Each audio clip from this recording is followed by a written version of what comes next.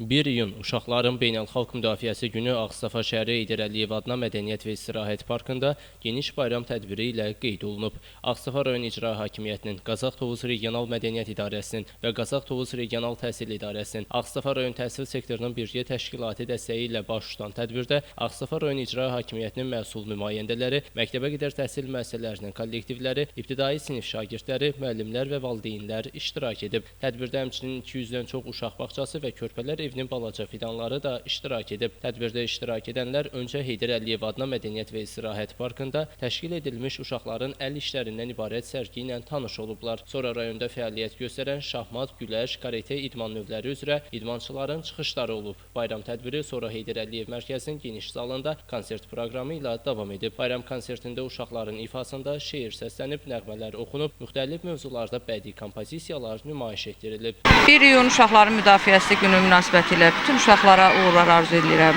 Onlara can sağlığı, gözəl günlər, xoş gələcək arzu edirəm. Uşaqların ən sevincli günüdür.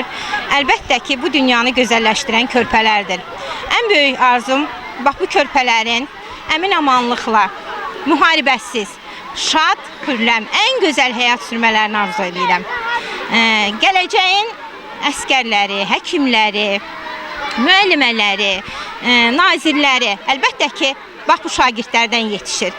1 iyun Uşaqların Beynəlxalq Müdafiəsi Günü gələcəyimizin təməli olan balaca fidanlara öz diqqət və qayğımızı bir daha göstərmək üçün önəmli bir gündür. Ağstafa rayon İcra Hakimiyyətinə, Mədəniyyət evinə, ondan sonra təhsil sektoruna təşəkkürümü bildirirəm ki, bu cür gözəl uşaqlarımız üçün səhnələr qurublar.